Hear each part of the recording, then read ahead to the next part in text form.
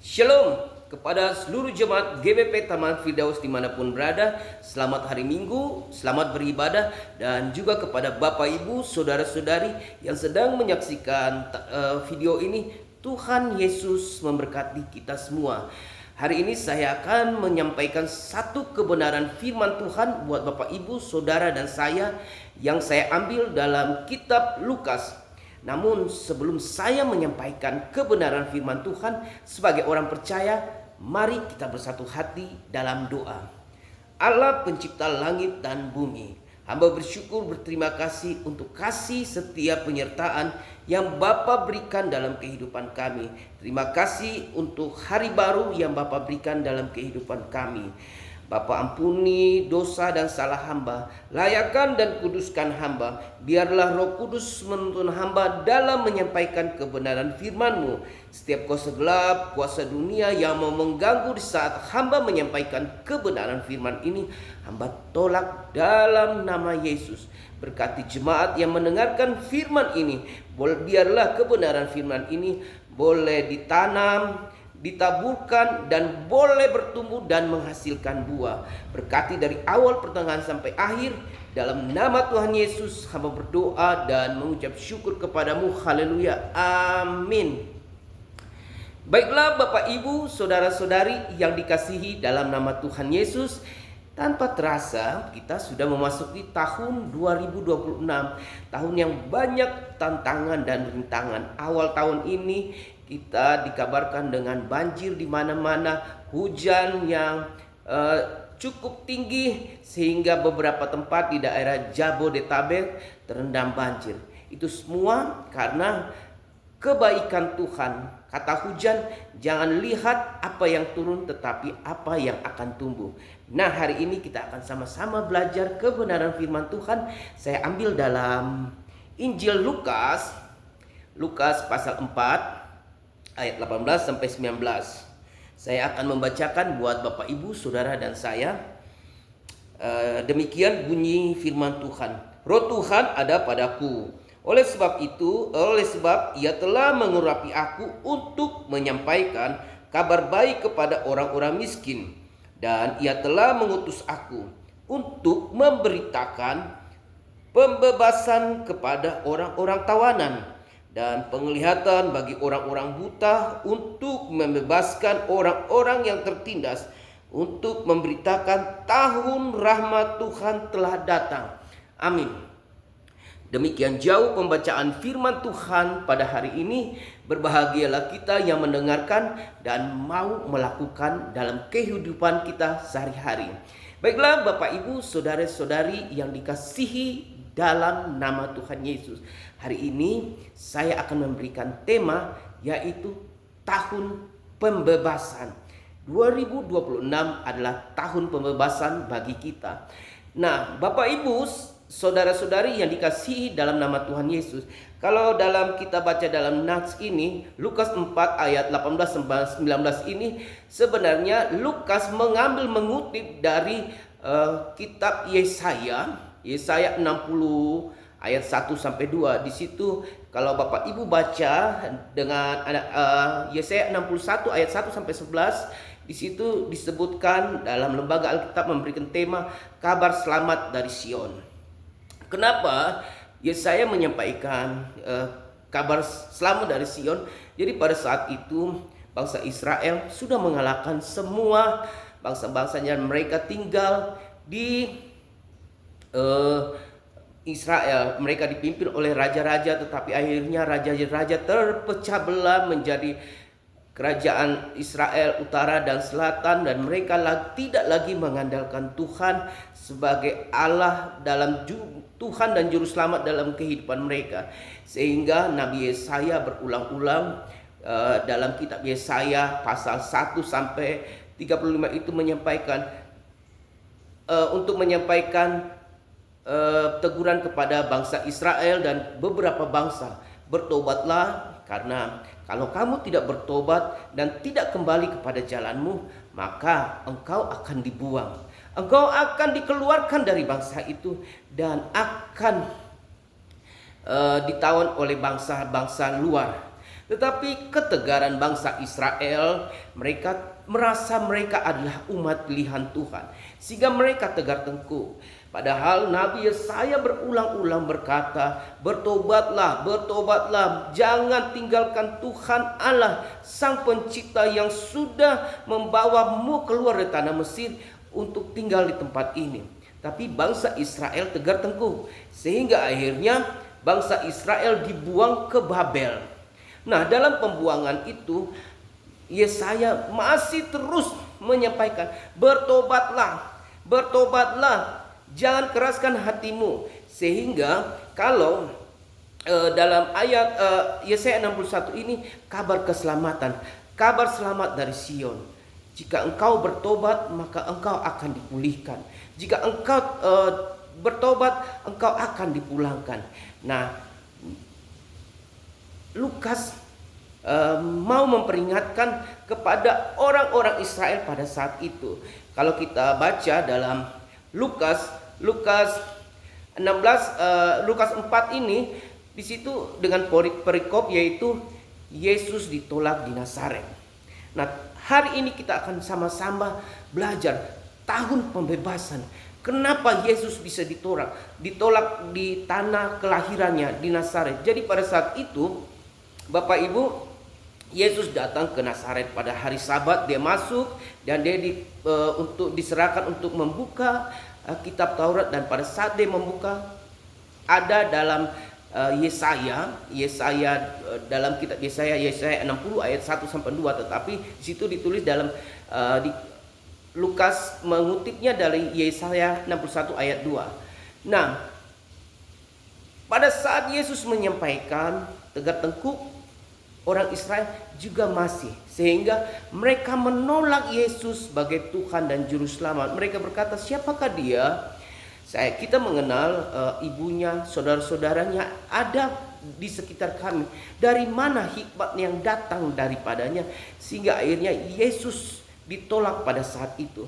Hari ini kita akan sama-sama belajar, Bapak Ibu, jangan sampai kita menolak, sehingga tahun pembebasan ini menjadi tahun rahmat Tuhan. Bapak Ibu, saudara-saudari yang dikasihi dalam nama Tuhan Yesus. Kenapa disebut tahun pembebasan? Karena manusia masih melakukan namanya penawanan dosa, buta tujuan hidup, beban hidup, rasa bersalah, ketakutan. Itu semua yang kita alami dalam kehidupan kita. Jadi dalam ayat 19 ini dikatakan untuk memberitakan pembebasan kepada orang-orang tawanan. Penawanan dosa dalam kehidupan kita pun mungkin kita masih ditawan oleh rasa dosa. Ada hal-hal yang masih terikat dalam kehidupan kita. Bagaimana kita bisa mendapatkan tahun pembebasan ini? Kita harus melepaskan yang masih terikat dalam kehidupan kita hari-hari. Ingat Bapak Ibu, coba kita merenungkan apa yang masih terikat, dosa yang masih terikat dalam kehidupan Bapak Ibu saudara-saudari, sehingga kita bisa mengalami tahun pembebasan, tahun rahmat Tuhan. Maka kita harus melepaskan, membebaskan yang masih terikat, penawanan dosa. Mungkin dosa hal-hal kecil yang mungkin bagi kita ini cuma hal kecil, ini cuma hal sepele, tapi Tuhan ingin supaya Bapak Ibu saudara dan saya menjadi sempurna. Oleh karena itu tahun 2026, jika kita ingin mengalami tahun pembebasan, kita harus melepaskan diri dari penawanan dosa. Yang berikutnya, tujuan hidup. Kita harus mempunyai tujuan hidup. Tujuan hidupnya apa? Untuk memuliakan nama Tuhan. Kemarin saya ngobrol-ngobrol dengan tamu, dia bilang, Bang, Bapak tujuannya hidup untuk apa? Saya bilang, saya untuk kemuliaan nama Tuhan. Saya ingin selalu melakukan hal-hal yang baik. Terus saya tanya, kalau abang apa? Oh, kalau saya ingin hidup saya itu mengalir seperti air. Nah, pepatah ini sering juga saya dengar ketika orang bertanya apa tujuan hidupmu, ya saya mengalir seperti air aja. Bapak Ibu harus ingat, air itu tidak pernah akan naik, dia akan turun. Semakin hari dan dia akan semakin turun, tidak akan pernah naik. Hari ini jika Bapak Ibu ingin merasakan tahun rahmat Tuhan, maka mulai membuat tujuan hidup yang benar. Jangan mengalir seperti air, karena air itu hanya akan membawa kita ke tempat rendah. Tuhan bilang apa? Aku akan mengangkat engkau menjadi kepala dan bukan ekor. Jadi kita adalah anak-anak raja, anak-anak Tuhan. Kita semakin hari semakin naik, level up, bukan mengikuti air yang semakin hari semakin turun. Nah, ini pola pikir ini harus kita rubah sehingga kita bisa merasakan pembebasan, merasakan tahun rahmat Tuhan itu, kemuliaan, merasakan kebaikan Tuhan. Jadi kita mesti punya tujuan hidup yang benar. Apa yang kita hanya bilang, kita hanya ikut-ikutan, stop. Hari ini Bapak, Ibu, Saudara dan saya diingatkan untuk harus mempunyai tujuan hidup yang benar untuk kemuliaan dan menyampaikan kebenaran firman Tuhan sesuai dengan amanat agung Matius 28 ayat 19-20. Pergilah dan jadikan semua bangsa menjadi muridku. Itu adalah tujuan amanat agung dari Tuhan untuk kita sampaikan, sehingga tidak lagi kita hanya ikut-ikut mengalir seperti air. Ingat Bapak Ibu, kita adalah anak-anak raja, anak-anak Allah. Kita harus dibebaskan, lepas dari hamba dosa. Kita bukan lagi hamba dosa, tetapi kita adalah anak Allah. Anak adalah orang yang luar biasa. Kalau berbicara hamba, levelnya berbeda. Tetapi kita adalah anak-anak Allah. Sehingga ketika kita berdoa, Bapa, aku datang kepadamu. Bapa, aku memohon kepadamu. Tidak mungkin seorang bapa memberikan ular kepada anaknya yang meminta roti. Oleh karena itu, kita yang sudah dibebaskan, kita harus memulai percaya kita bukan lagi hamba dosa, tetapi kita adalah anak-anak Allah. Yang berikut, beban hidup, rasa bersalah, ketakutan, ini semua yang masih kita alami, sehingga kita kenapa harus disebut harus dibebaskan, karena ada ketakutan, ada rasa bersalah.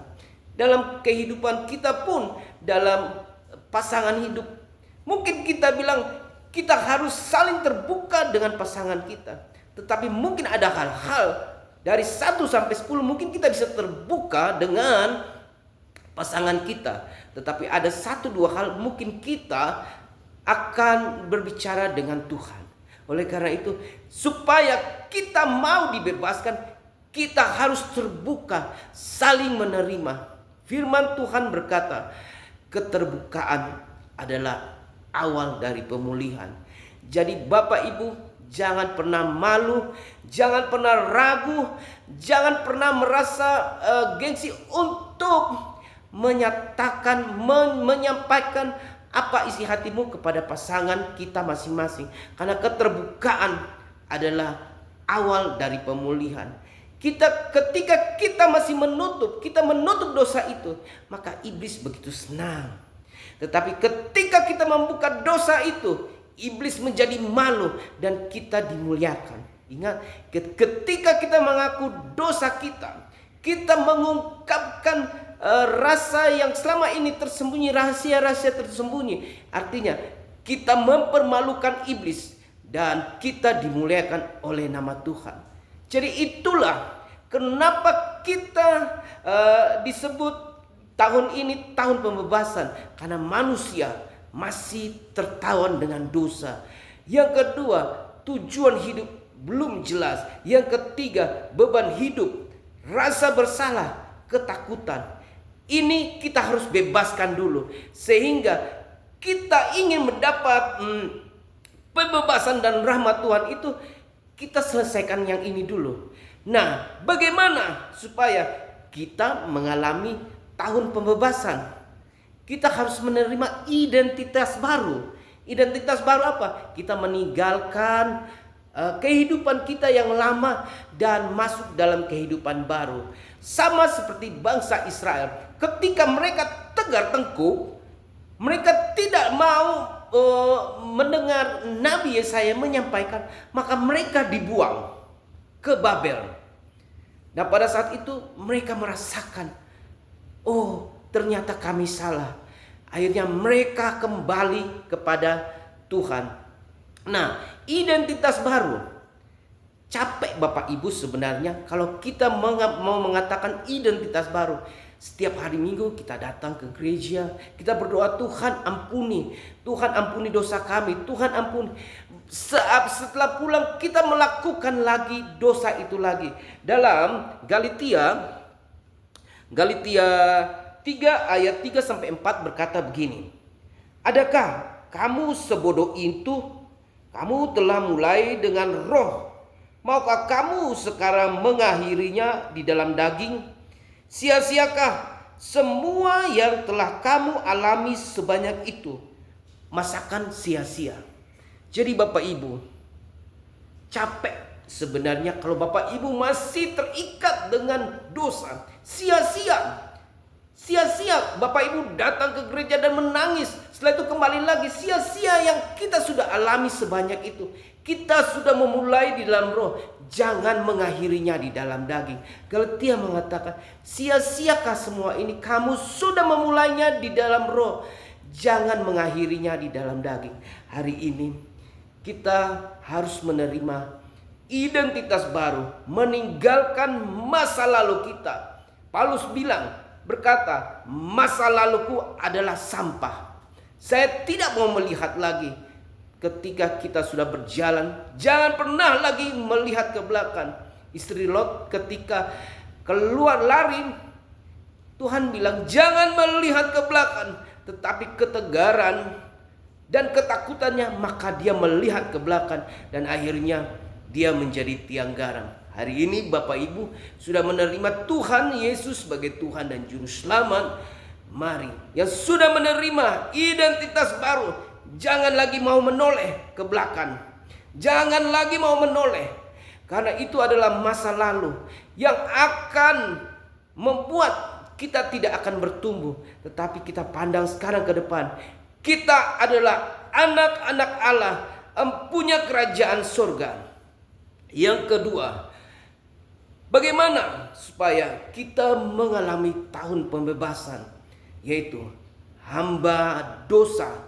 Kita bukan lagi hamba dosa, tetapi kita adalah anak Allah.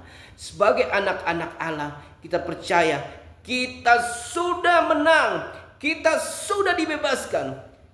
Sia-sia Bapak Ibu kalau kita berbicara dari Galatia ini. Sia-sia, kita capek, terikat. Saya mengalami hal yang sama. Hampir 12 tahun saya mengalami perjalanan hidup yang kurang bagus.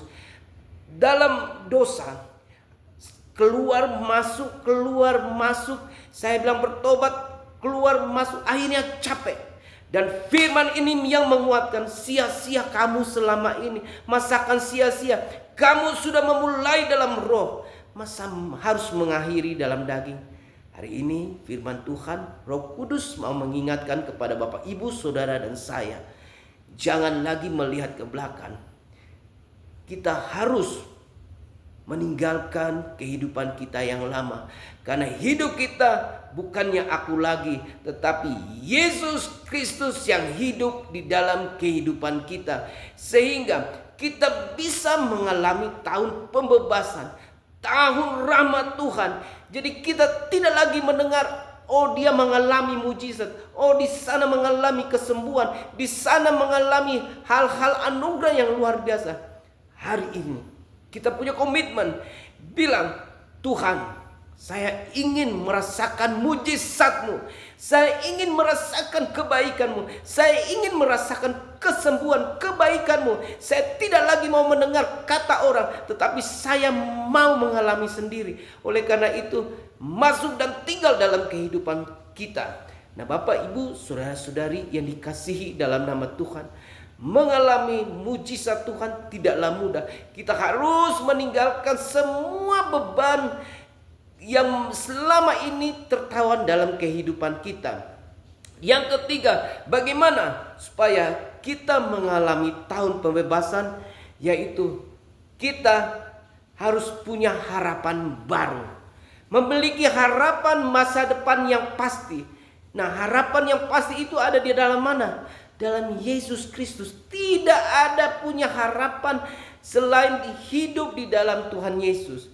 Banyak hal bisa berubah dalam kehidupan kita, tapi ingat, satu hal yang tidak pernah berubah, yaitu harapan. Karena harapanlah membuat hidup kita yakin dan percaya Yesus adalah Tuhan dan Juru Selamat, akan memulihkan kehidupan Bapak, Ibu, Saudara, Saudari, dan saya. Firman Tuhan berkata dalam Yeremia 29 ayat 11, sebab aku ini mengetahui rancangan-rancangan apa yang ada padaku mengenai kamu, demikian firman Tuhan, yaitu rancangan damai sejahtera dan bukan rancangan kecelakaan, untuk memberitakan kepadamu hari depan yang penuh harapan. Amin. Jadi ketika kita hidup dalam Tuhan, Tuhan bilang, saya mengetahui rancanganmu. Dalam kandungan pun saya sudah mengetahui. Tuhan merancangkan rancangan yang terbaik. Hari ini kita sama-sama belajar. Kalau kita ingin mengalami tahun pembebasan, tahun rahmat Tuhan, kita harus memulai dengan kehidupan kita, memperkenalkan, memakai identitas baru dalam kehidupan kita. Masa lalu adalah sampah. Jangan lagi melihat-lihat ke belakang. Yang kedua adalah memiliki tujuan yang baru. Tujuan untuk apa kita hidup? Untuk kemuliaan nama Tuhan. Yang ketiga yaitu memiliki pengharapan. Pengharapan kita hanya kepada Yesus Kristus yang akan memulihkan kehidupan kita. Nah, kesimpulannya, supaya kita mengalami tahun pembebasan, hari ini saya mengajak Bapak Ibu untuk mau menerima Yesus Kristus sebagai Tuhan dan Juru Selamat dalam kehidupan kita. Sehingga bukan lagi siapa yang ada dalam kehidupan kita bilang, taruh tangan di dada Bapak Ibu Saudara, Yesus Tuhan adalah Juru Selamat. Masuk, tinggal dalam kehidupan, berkarya dan bertata dalam kehidupan kami. Sehingga tahun ini hamba ingin merasakan pembebasan itu. Pembebasan dari sakit penyakit, pembebasan dari masalah, pembebasan dari segala persoalan.